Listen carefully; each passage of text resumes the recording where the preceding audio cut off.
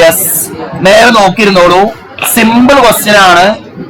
ഈ ക്വസ്റ്റ്യൻ ഒക്കെ ഒന്നും അറിയാത്തവർക്ക് വേണ്ടിയിട്ടാണ് ഇങ്ങനത്തെ ക്വസ്റ്റ്യൻസുകളൊക്കെ ചോദിക്കുന്നത്. കാരണം എല്ലാ ആളുകൾക്കും മാർക്ക് കിട്ടാൻ വേണ്ടിയിട്ടാണ്. മിഡ് പോയിന്റ് കാണാൻ പറഞ്ഞാൽ വെരി ഈസിയാണ്. ഈ 1 9 ആഡ് ചെയ്യുക. 1 9 ആഡ് ചെയ്യുക എത്രയാണ്? 10. 10ന്റെ പകുതി എഴുതുക 5. ബുദ്ധിമുട്ടുണ്ടാവും. അടുത്ത 2ഉം 10ഉം കൂട്ടുക എത്ര? 12. 12ന്റെ പകുതി എത്ര?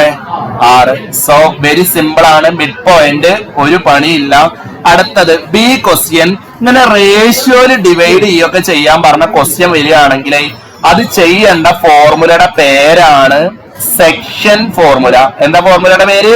സെക്ഷൻ ഫോർമുല വെച്ചിട്ടാണ് ഇത് ചെയ്യേണ്ടത്. സോ ഇതാണ് ഇക്വേഷൻ. ഒരു ഇക്വേഷൻ ഉണ്ട്, ആ ഇക്വേഷൻ വെച്ചിട്ടാണ് ഇത് ചെയ്യേണ്ടത്. എന്താണ് ഇക്വേഷൻ എന്ന് ഓർമ്മ ഉണ്ടോ? ഇവിടെ പി കണ്ടുപിടിക്കാൻ വേണ്ടിയിട്ട് നിങ്ങൾക്ക് ഒരു ഇക്വേഷൻ ഉണ്ട്. ആ ഇക്വേഷൻ മറ്റൊന്നുമല്ല, ഇതാണ് മക്കളെ equation. mx2 plus nx1 by m plus n. അടുത്തത് my2 plus ny1 by m plus n. ഈ ഇക്വേഷൻ വെച്ചിട്ടാണ് ചെയ്യേണ്ടത്. ഈ ഇക്വേഷന്റെ പേരാണ് എന്ത്? Section formula. ഇവിടെ x1 എന്ന സ്ഥലത്ത് x1 എന്നാണ് എഴുതേണ്ടത്. 2 എന്ന് പറഞ്ഞ സ്ഥലത്ത് എന്താ? y1. ഇതെന്താണ്? x2. ഇതെന്താണ്? y2. ഇവിടെ ഇതെന്താണ്? m. ഇതെന്താണ്? n. സോ വെരി സിമ്പിൾ ആണ്. നേരെ നോക്കിയിരുന്നോളൂ. m എന്ന സ്ഥലത്ത് എന്തെഴുതണം? m എന്ന സ്ഥലത്ത് എന്തെഴുതണം? 1. 1 ഇൻറ്റു x2 എന്ന സ്ഥലത്ത് എന്തെഴുതണം? 9. 1 ഇൻറ്റു 9 പ്ലസ് nx1 എന്ന സ്ഥലത്ത് എന്തെഴുതണം? 3 ഇൻറ്റു 1 അല്ലെ? അല്ലടാ, 3 ഇൻറ്റു 1 അല്ലെ?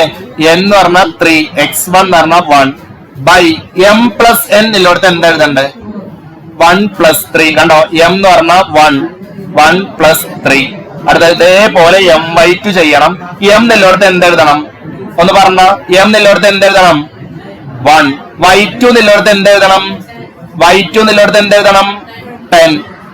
n എല്ലോടത്ത് എന്തെഴുതണം? 3. y1 എന്ന സ്ഥലത്ത് എന്തെഴുതണം? 2 ബൈ m പ്ലസ് n എന്നുള്ളടത്ത് എന്തെഴുതണം? 1 പ്ലസ് 3. ഇതിന് സിമ്പിൾ ആയിട്ട് ചെയ്യാൻ പറ്റും. 1 ഇൻറ്റു 9 9 പ്ലസ് 3 ബൈ 4. ഇവിടെയോ 1 ഇൻറ്റു 10 എത്രയാണ്? 10 പ്ലസ് 6 ബൈ 4.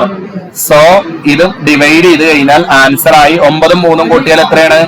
12 ബൈ 4. ഇവിടെ എന്താണ്? 10ഉം 6ഉം കൂട്ടിയാൽ എത്രയാണ്? 16 ബൈ 4. ആൻസർ എത്ര കിട്ടുക? 12 ബൈ 4 എത്രയാണ്? 3. 16 ബൈ 4 എത്രയാണ്? 4. 3 4 അല്ലേ ആൻസർ? അല്ലേ? സോ ഞാൻ നിങ്ങൾക്ക് പഠിപ്പിച്ചു തന്ന ഫോർമാറ്റ് തന്നെ നിങ്ങൾ ചെയ്താൽ മതി. ഇതിന്റെ ഇടയിൽ ഇനി വേറെ ഫോർമാറ്റ് കൊണ്ടുപോയി ചെയ്ത് കഴിഞ്ഞാൽ എക്സാമിന് ചിലപ്പോൾ നിങ്ങൾ തെറ്റാൻ സാധ്യത ഉണ്ട്. ഈ ക്വസ്റ്റ്യൻ വേഗം ഇരുന്ന് പഠിക്കുക. വെരി സിമ്പിൾ ആണ്. വേഗം പഠിച്ചോളൂ കേട്ടോ. ഒരൊറ്റ ക്വസ്റ്റ്യൻ കൂടി പറഞ്ഞിട്ട് ഈ ഒരു ക്വസ്റ്റ്യനും കൂടി ഒന്ന് പറയാം. ഇത് വെരി ഈസിയാണ്. ഈ ഒരു ക്വസ്റ്റ്യനും കൂടി പറഞ്ഞിട്ട് നിങ്ങൾ രണ്ടും കൂടി ഒരുമിച്ച് പഠിച്ചാൽ മതി. ഇതിലെ -2 0 മാർക്ക് ചെയ്യാൻ പറഞ്ഞാൽ എന്താ ചെയ്യാന്നറിയോ? ഇങ്ങനെ തന്നെ ചെയ്യണം കേട്ടോ. ഇത് കുറെ ആളുകൾ തെറ്റിച്ചിട്ടുണ്ട്. എക്സ് ആക്സും y ആക്സും വരച്ച് a എന്നുള്ള സ്ഥലത്ത് ഇതുമ്മയാണ് -2 0 എന്ന് പറയുന്നത്. 4 0 എവിടെ ഇരിക്കും? ഇതാണ് 4 0. ഇനി 4 0 6 4 എങ്ങനെ ചെയ്യതാ? എക്സില് 6 കണ്ടോ? ഇവിടെ 4ഉം ഇതാണ് 6 4. ക്ലിയർ അല്ലേ? അടുത്ത 0 4 ഇതുമാണ്. ഇത് മാർക്ക് ചെയ്യുന്നതിനാണ് 3 മാർക്ക്. ഏത് കുട്ടിക്കും ഇത് മാർക്ക് ചെയ്യാൻ പറ്റും. അടുത്തതിന്റെ ഏരിയ കാണാനാണ്. ഏരിയ കാണാനും ഏത് മനുഷ്യനും ചെയ്യാൻ പറ്റും. b ഇൻറ്റു h ആണ് ഏരിയ കാണാനുള്ള ഇക്വേഷൻ. ഇവിടെ ഒരു 4 ഉണ്ട്, ഇവിടെ 2 ഉണ്ട്. ടോട്ടൽ എത്ര ബേസ്? 6. ഇവിടെ ഒരു 4 ഉണ്ട്, ഇവിടെ 2 ഉണ്ട്. ടോട്ടൽ ബേസ് എത്ര ഉണ്ട്? 6. ഇതിലെ ഹൈറ്റ് എത്ര ഉണ്ട്? ഒരു മിനിറ്റ്. ഇതിലെ ഹൈറ്റ് എത്ര ഉണ്ട്? 1 2 3 4. എത്ര ഉണ്ട് ഹൈറ്റ്? 4. സോ 6 ഇൻറ്റു 4 എത്രയാണ്?